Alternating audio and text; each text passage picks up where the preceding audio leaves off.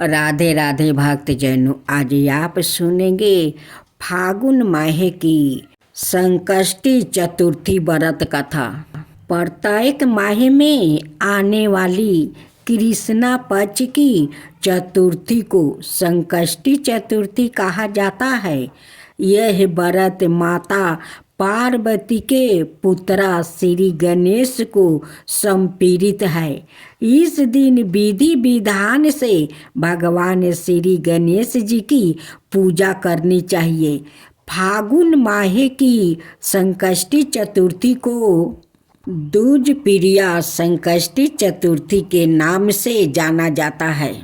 एक बार की बात है, एक आदर्श राजा का राज्य था। वो राजा अत्यंत धर्मात्मा थे। उनके राज्य में एक अत्यंत साजन ब्राह्मण थे। उनका नाम था विष्णु शर्मा। विष्णु शर्मा के 7 पुत्र थे। वो सातों अलग अलग रहते थे।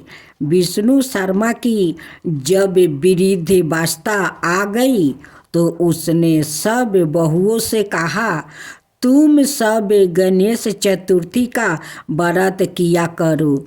विष्णु शर्मा सवाए भी इस व्रत को करते थे। आहू हो जाने पर यह दायित्व वो बहुओं को सौंपना चाहते थे। जब उन्होंने बहुओं से इस व्रत के लिए कहा तो बहुओं ने आज्ञा ना मानकर उनका अपमान कर दिया। अंत में धर्म निष्ठा छोटी बहू ने ससुर की बात मान ली। उसने पूजा में सामान की व्यवस्था करके ससुर के साथ व्रत किया और भोजन नहीं किया। ससुर को भोजन करा दिया। जब आधी रात बीते तो विष्णु शर्मा को उल्टी और दस्त लग गया। छोटी बहू ने मल मूत्र से खराब हुआ कपड़ों को साफ करके ससुर के शरीर को धोया और पोछा। पूरी रात बिना कुछ खाए पिए जागती रही। व्रत के दौरान रात्रि में चंद्रोदय पर स्नान कर फिर से श्री गणेश की पूजा भी की। विधिवत पारण किया। विपरीत स्थिति में भी अपना धैर्य नहीं खोया। पूजा और ससुर की सेवा दोनों श्रद्धा भाव से करती रही। गणेश जी ने उन्हें दोनों पर अपनी कृपा की। अगले दिन से ही ससुर जी का स्वास्थ्य ठीक होने लगा और छोटी बहू का घर धन से परिपूर्ण हो गया। फिर तो अन्य बहुओं को भी इस प्रसंग से प्रेरणा मिली और उन्होंने अपने ससुर से क्षमा मांगते हुए फागुन कृष्णा संकष्टी गणेश चतुर्थी व्रत किया और साल भर आने वाली हर चतुर्थी का व्रत करने का शुभ संकल्प लिया। श्री गणेश की कृपा से सभी का स्वभाव सुधर गया। राधे राधे भक्तजनों, संकष्टी चतुर्थी की गणेश चतुर्थी की हार्दिक शुभकामनाएं। गणेश भगवान आपका सारा मनोकामना पूरा करे। पूष मास में चतुर्थी का व्रत कर रहे हैं। व्रत धारियों को दोनों हाथों में पुष्पा लेकर श्री गणेश जी का ध्यान तथा पूजन करने के पश्चात पूष गणेश चतुर्थी की यह कथा अवश्य ही पढ़ना अथवा सुनना चाहिए। संकष्टी गणेश चतुर्थी के दिन श्री गणेश के दर्शन और व्रत करने का बहुत महत्व है। पूष गणेश चौथ व्रत कथा के अनुसार एक समय रावण ने स्वर्ग के सभी देवताओं को जीत लिया। वो संध्या करते हुए बलि को पीछे से जाकर पकड़ लिया। वानर राज बलि रावण को अपने बगल में दबाकर किष्किंधा नगरी ले आया और अपने पुत्र अंगद को खेलने के लिए खिलौना की तैर से दिया। अंगद रावण को खिलौना समझकर रस्सी से बांधकर इधर उधर घूमते रहते थे। इससे रावण को बहुत कष्ट और दुख होता था। एक दिन रावण ने दुखी मन से अपने पितामह पुलस्त्य जी को याद किया। रावण की यह दशा देखकर पुलस्त्य ऋषि ने विचार किया, रावण की यह दशा क्यों हुई? उन्होंने मन ही मन सोचा, अभिमान हो जाने पर देव, मनुष्य, असुर सभी की यानी गति होती है। पुलस्त्य ऋषि ने रावण से पूछा कि तुमने मुझे क्यों याद किया है? रावण बोला, पितामह, मैं बहुत दुखी हूँ। यह नगरवासी मुझे धिक्कारते हैं और अब ही आप मेरी रक्षा करें। रावण की बात सुनकर पुलस्त्य जी बोले, रावण, तुम डरो नहीं, तुम इस बंधन से जल्द ही मुक्ति हो जाओगे। तुम विघ्न विनाशक श्री गणेश जी का व्रत करो।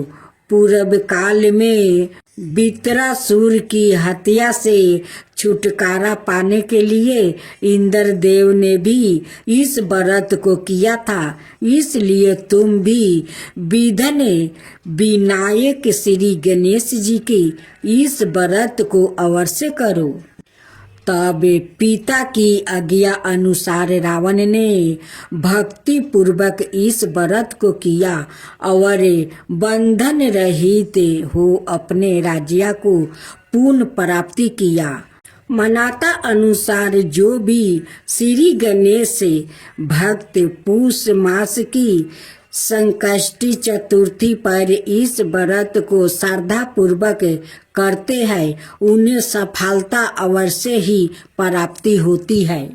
यानी के काल की कथा अनुसार पतिव्रता सती सावित्री के पति सत्यवान को लेने जब यमराज धरती पर आए तो सत्यवान की पत्नी ने यमराज से अपने पति के प्राण वापस मांगने की प्रार्थना की।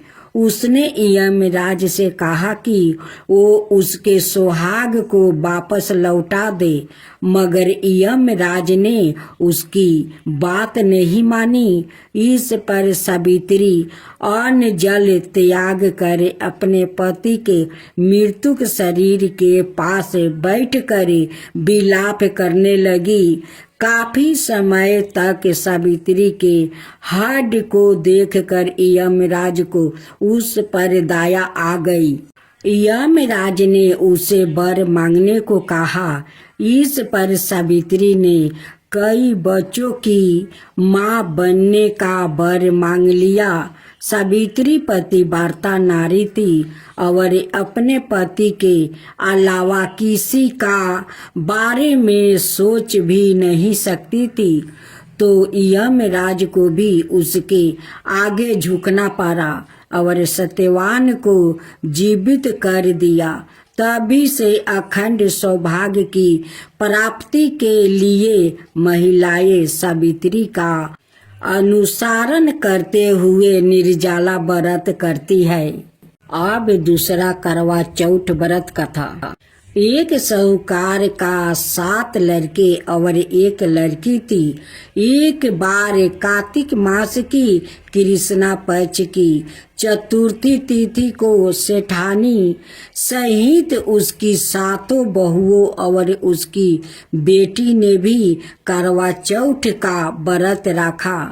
रात्रि के समय जब साहूकार के सभी लड़के भोजन करने बैठा तो उन्होंने अपनी बहन से भी भोजन कर लेने को कहा। इस पर बहन ने कहा, भाई अभी चांद नहीं निकला है, चांद के निकलने पर उसे अर्घ देकर ही आज वो भोजन करेगी। साहूकार का बेटे अपनी बहन से बहुत प्रेम करता था। उन्होंने अपनी बहन का भूख से व्याकुल चेहरा देखकर बेहद दुखी हुआ। साहूकार का बेटा नगर के बाहर चला गया और वहाँ एक पेड़ पर चढ़कर अग्नि जला दिया। घर वापस आकर उन्होंने अपनी बहन से कहा, देखो बहन, चांद निकल आया है, अब तुम उन्हें अर्घ देकर भोजन ग्रहण करो। साहूकार की बेटी ने अपनी भाभियों से कहा, देखो भाभी, चांद निकल आया है, तुम लोग भी अर्घ देकर भोजन कर लो। ननद की बात सुनकर भाभियों ने कहा, ननद जी, अभी चांद नहीं निकला है, तुम्हारे भाई धोखे से अग्नि जलाकर उसके प्रकाश को चांद का रूप में तुम्हें दिखा रहा है। साहूकार की बेटी अपनी भाभियों की बात को अनसुनी करते हुए भाइयों द्वारा दिखाया गया चांद को अर्घ देकर भोजन कर लिया। इस प्रकार करवा चौथ का व्रत भंग करने के कारण विघ्न हारता भगवान श्री गणेश साहूकार की लड़की पर क्रोध हो गया। गणेश जी की क्रोधता के कारण उस लड़की का पति बीमार पड़ गया और घर में बचा हुआ सारा धन उसकी बीमारी में लग गया। साहूकार की बेटी को जब अपने किए हुए दोष का पता लगा तो उसे बहुत पछतावा हुआ। उसने गणेश जी से क्षमा प्रार्थना की और फिर से विधि विधान पूर्वक चतुर्थी का व्रत शुरू कर दिया। उसने उपस्थित सभी लोगों का श्रद्धा अनुसार आदर किया और तदुपरांत उनसे आशीर्वाद ग्रहण किया। इस प्रकार उस लड़की के श्रद्धा भक्ति को देखकर एक दंत भगवान गणेश जी उस पर प्रसन्न हो गए और उसके पति को जीवन दान प्रदान किया। उसे सभी प्रकार के रोग से मुक्ति करके धन संपत्ति और वैभव युक्त कर दिया। अब 3वां अध्याय करवा चौथ व्रत का था। एक बार अर्जुन नीलगिरी पर तपस्या करने गए। द्रौपदी ने सोचा कि यहाँ हर समय अनेक प्रकार की विघ्न बाधाएं आती रहती है। उनके शमन के लिए अर्जुन तो यहाँ है नहीं, अत कोई उपाय करना चाहिए।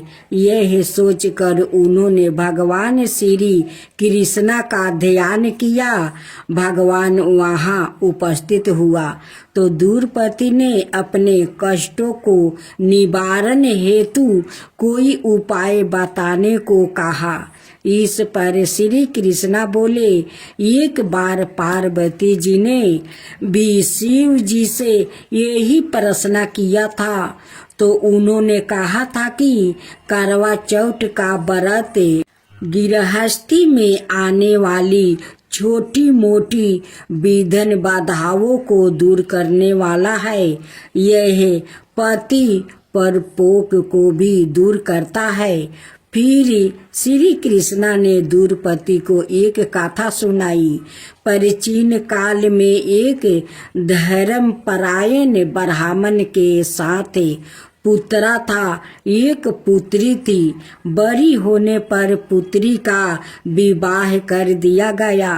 कार्तिक की चतुर्थी को कन्या ने करवा चौथ का व्रत रखा। 7 भाइयों की लाडली बहन को चंद्रदाय से पहले ही भूख सताने लगी। उसका फूल सा चेहरा मुरझा गया। भाइयों का लिए बहन की यह वेदना असहनीय थी। अतः वो कुछ उपाय सोचने लगे। उन्होंने बहन से चंद्रदाय से पहले ही भोजन करने को कहा, पर बहन ना मानी। तब भाइयों ने स्नेह बस पीपल के वृक्ष की ओर में प्रकाश करके कहा, देखो चंद्रोदय हो गया है, उठो अर्घ देकर भोजन करो। बहन उठी और चंद्रमा को अर्घ देकर भोजन कर लिया।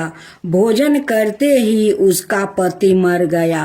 वो रोने चिल्लाने लगी। संयोग से इंद्राणी देवदासियों के साथ वहां से जा रही थी। रोने की आवाज सुन वो वहां गई और उसे रोने का कारण पूछा। ब्राह्मण कन्या ने सब हाल कह सुनाया। तब इंद्राणी ने कहा, तुमने करवा चौथ का व्रत में चंद्रोदय से पूर्व ही अन्न जल ग्रहण कर लिया है। इसी से तुम्हारे पति की मृत्यु हुई है।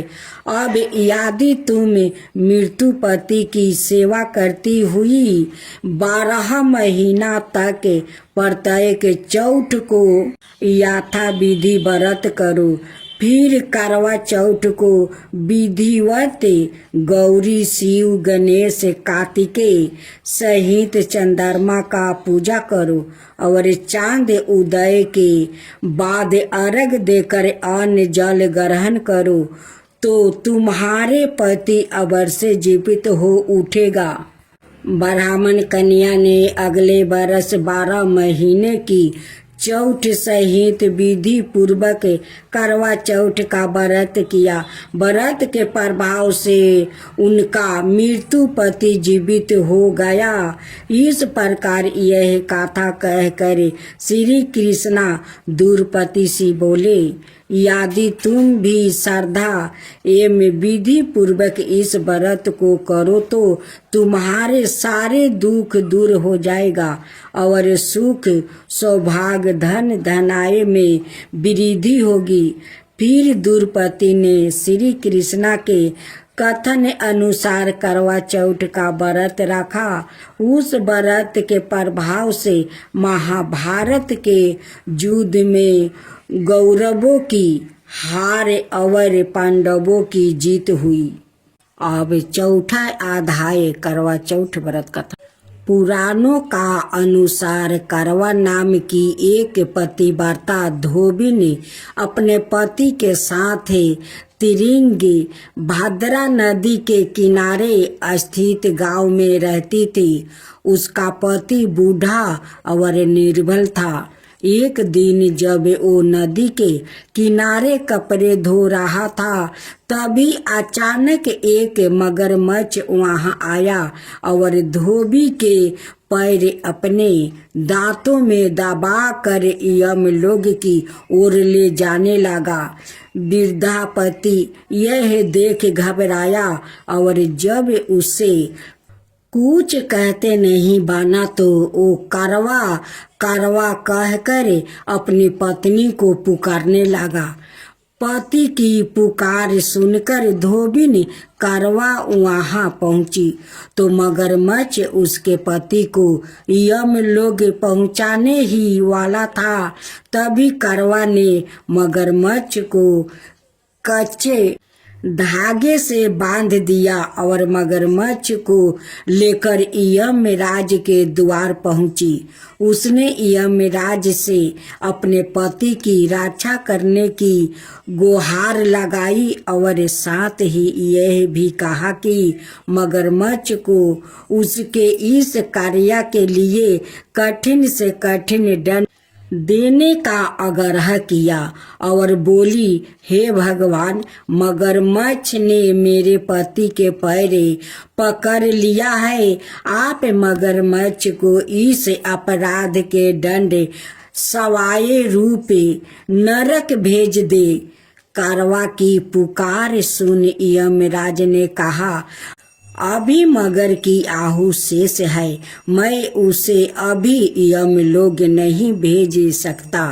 इस पर कारवा ने कहा, अगर आपने मेरे पति को बचाने में मेरी सहायता नहीं की तो मैं आपको श्राप दूंगी और नष्ट कर दूंगी।